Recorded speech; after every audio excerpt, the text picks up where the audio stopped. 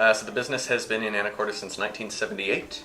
It has not been in this location that entire time, but moved down here about 6 years ago now.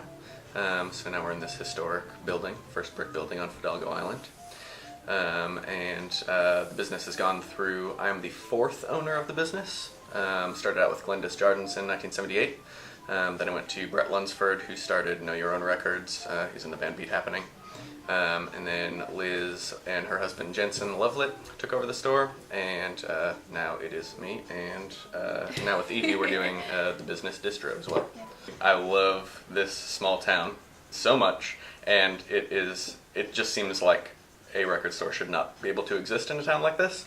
But because of our history, like, we've got an amazing amount of local support, and I don't know, because of the different stuff that is produced here in terms of music, it needs a hub. Mm-hmm. So that's kind of what we exist for. In the summer months, it's a completely different vibe in here.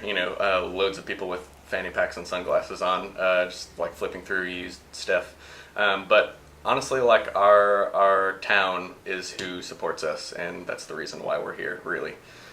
We love the added traffic, of course, but we couldn't exist without the locals, because there's a lot of dark months. Our biggest focus is on new vinyl, and I've only been getting more and more into the store. Primarily, that's what people are looking for in the store. When I took over, there were, I think, less than 10 new LPs in the store, and that was like the first thing that I wanted to change. It was just like, okay, we're consolidating the CD section. I'm just like, we got to beef this up. So, and I mean, we're still expanding every day with new vinyl. We are a hub for young people in town, and also I love being that person who sells like a kid their first record, and luckily that experience happens kind of often. Whether it's something that they have in mind that they want to order, or they're just flipping through and they're like, what, I didn't know that this new thing is on record, and they're super into it. But anytime I can like push a kid into vinyl, I totally take that opportunity. I actually started buying vinyl when I moved to town, and Nick helped me find some things that I liked. But now we've consolidated our collections, and it's kind of funny because you consider the entire store your collection, and it really makes sense because you make an effort to really curate the store and make sure that it reflects you personally, which I think is very important. But we also have a very small record collection at home, because honestly, I just think like, well, this is all mine. So, as I said, like a lot of artists, local artists like Mount Erie, The Lonely Forest, like all of these bands totally rely on us to be their hub, and the place that they can tell people at shows like, oh, we're from your town and you can always get our stuff here, and stuff that is like us.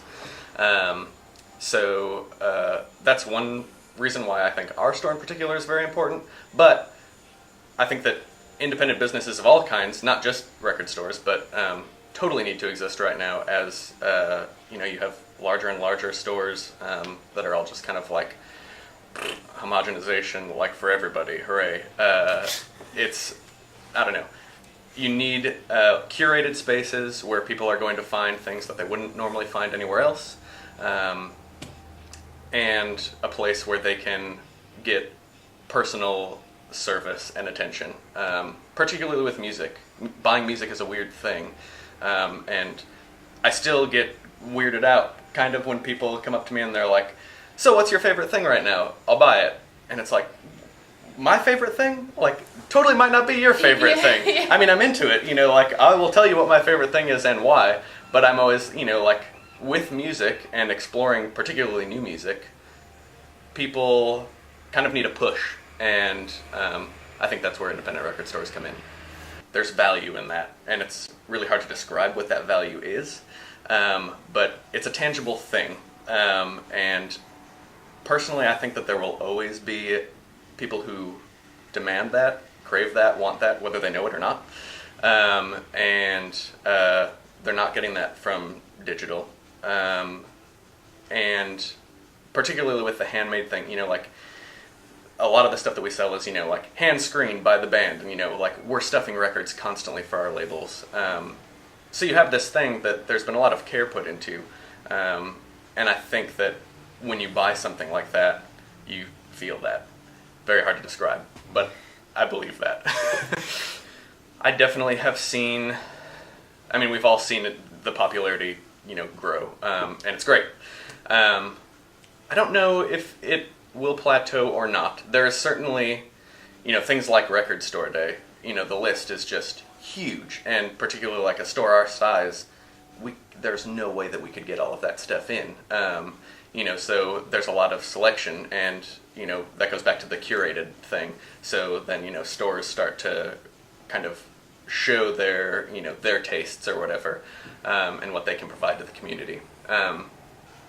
But for our store and our artists, I don't think the vinyl ever really went away, and whether or not like the public en masse like decides that it's the thing right now or not, I'm pretty sure that we will always survive with our labels and our artists who are churning out those physical products, and I think that there will always be an audience for it, whether it's this huge mass audience or not. I do tend to think that because CDs are on the way out, I think, safe to say. Maybe I hope. I think because of that, certainly the people who are buying physical product, their option might only be to buy it on vinyl. And I'm fine with that. And I think that there will be those people who want the physical item. We do in stores all the time, particularly in the warmer months. We usually like to throw it in people's faces that we are a place where young people can be, and like there are bands in your town, and we like to have them like play outside. There are plenty of people around who don't know that places like this exist still, and if those people find out that they do exist again because of Record Store Day, that's great, and I'm into that. I do get the like weird Black Friday crazy mass consumerism vibe, and the like I'm just gonna buy one of everything and then sell it and make a huge profit. I get that.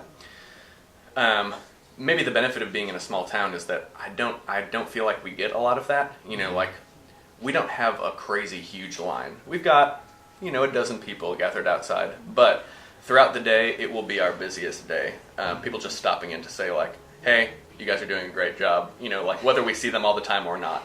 There was this beautiful moment last year when we opened the doors. These two guys who are our regular customers, they come in all the time, they both grabbed the same record, and both of them went, "It's okay, man, you can have it." And I thought that was a great way to just describe how much different this place is than any other.